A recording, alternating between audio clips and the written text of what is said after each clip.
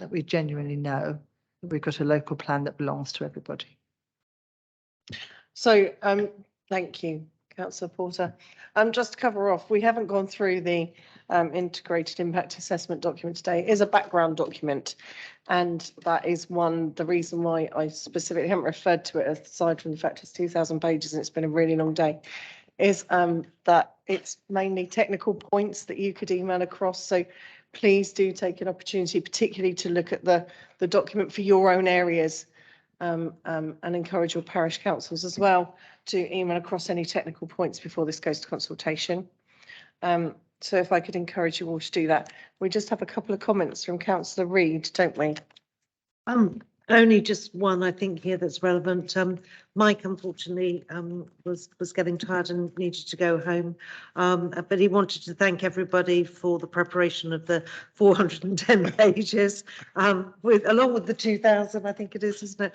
And also the planning committee documents. I think you were ready to review this week, and he felt that he just wanted to say thank you, and he wasn't here to do that this evening. He did raise an interesting point, though, that because it's the point about what page it starts on. Because we looked at it on a PDF, we hadn't noticed, but the printed one comes out differently. Yeah. So yes, he did. I think he said to me that you had noted that, Jackie, that the pagination is not in the normal way that we would all expect to see it, with odds and even numbers. And I think he's that's how we normally do it in Europe. So I think he's given that to you. And he also thought the final version with a policy index would be really helpful, but that's something to refine as you and get I have his own version that he's created for you today. Yeah, so we have the policy index by SP1, SP2, etc. But he wanted to have it, each policy within there. I'm going to have to look at that again to see what he means exactly, but he seemed to think it was useful as an additional, not that one. You've got it. Oh, thank you. Thank you.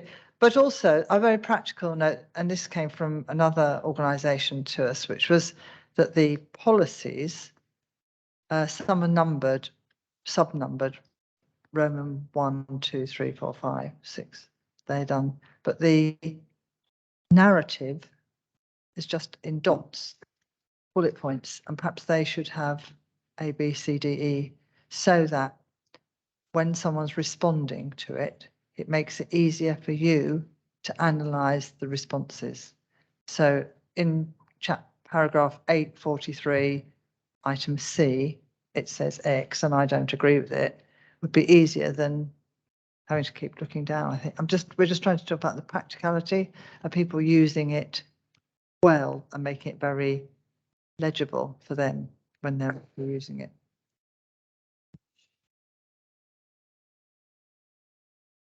I just thought I wanted to point that out because actually it is about legibility of the whole project, of the whole document. It's really important.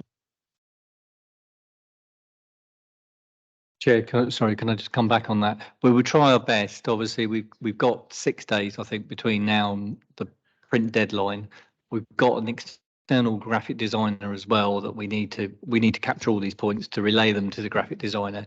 So obviously, for the print deadline for cabinet, it may not be possible, but there is obviously more time before we go to consultation. So it's just please bear that in mind, because I'm dealing with a third party now, and it's not as easy as me just making the changes. Many thanks, Councillor Horrell.